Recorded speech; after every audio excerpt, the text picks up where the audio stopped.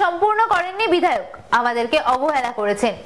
নির্বাচনের পূর্বে বারবার এলাকার মধ্যে মিটিং কিংবা সভা করে জনজাতি অংশের জনগণকে আশ্বাস দিয়েছিলেন রাস্তা মেরামতের, কিন্তু সেই কাজ আজও হয়নি। ক্ষোভ ত্রিপুরার জনজাতি অংশের জনগণের। বিধায়কের আশ্বাস যেন কলাপাতা, তিনি কথা দিয়ে কথা রাখেননি। জনজাতি অংশের জনগণ বলে আমাদেরকে অবহেলা করেছে। নির্বাচনের পূর্বে বারবার এলাকার মধ্যে মিটিং কিংবা সভা করে জনজাতি অংশের জনগণকে আশ্বাস দিয়েছিলেন, যদি 2023 বিধানসভা নির্বাচনে কমলাসাগর বিধানসভা থেকে জয়ী হতে পারি, তাহলে কমলাসাগর মূল সড়ক থেকে পূর্ণ সেনাপতি পাড়া যেতে 1 কিলোমিটার রাস্তা সম্পূর্ণ মেরামত করে দেওয়া হবে।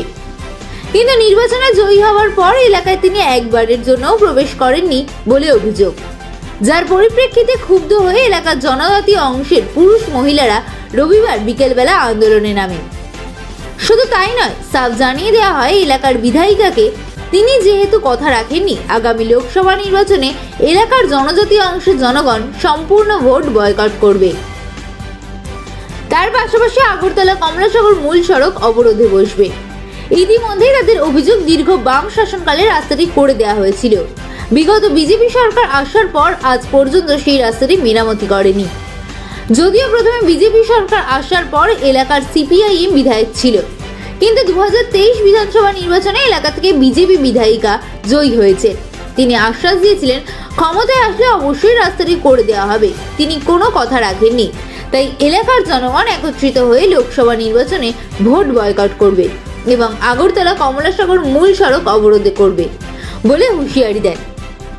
উল্লেখ্য, কমলাসাগর বিধানসভার মধুপুর কমলাসাগর যাওয়ার মূল সড়ক থেকে পূর্ণ সেনাপতি পাড়ার রাস্তাটি 1 কিলোমিটার, যা দীর্ঘদিন যাবৎ বেহাল দশায় পরিণত হয়ে আছে। সামান্য বৃষ্টি হলে এমনকি শুকনো মরশুমের সময় আসা যাওয়া করতে অসুবিধা হয়। তার পাশাপাশি কোনো রোগীকে নিয়ে যাওয়াও সম্ভব হয় না। বেশিরভাগ রাস্তাটি গর্তে পরিণত হয়ে আছে। বিধায়িকার আশ্বাসের পরও কেন রাস্তাটি করা হয়নি তা নিয়ে ক্ষুব্ধ এলাকার জনগণ। উল্লেখ্য, পূর্ণ সেনাপতি পাড়ায় 400 এর অধিক জনগণের পরিবার রয়েছে। এখন দেখার বিষয় এলাকার বিধায়িকা সেই রাস্তাটিকে নজর দেন কিনা। আপনি বলছিলেন যে বিধানসভাতে আমি ভাস করলে পিয়াসপাড়াকে রাস্তা বানায়া সুন্দর করে তুলে দিবে, তারপরে আপনি আজ অব্দি পিয়াসপাড়াতে দেখা দেয়নি, তারপরে কোথায় আছেন জানি না। আপনি কি এমএলএ করেন নাকি কি পার্টি করেন জানি না, তো আপনি পিয়াসপাড়াতে একদিন দেখা দিচ্ছেন যে বিধানসভা পাস করার পরে না দেখা দিলেন, তো তাহলে আপনি আমাদের পিয়াসপাড়ার মধ্যে তো আপনি তো একদিন মিটিং করে গেছিলেন, একদিন না 2-1 দিন মিটিং করে গেছিলাম, আমার জানা হয় 2-1 দিন করে গেছিলেন, ঠিক আছে না? আপনি দেখুন না আমাদের রাস্তা কি অবস্থা, কেন দেখুন না?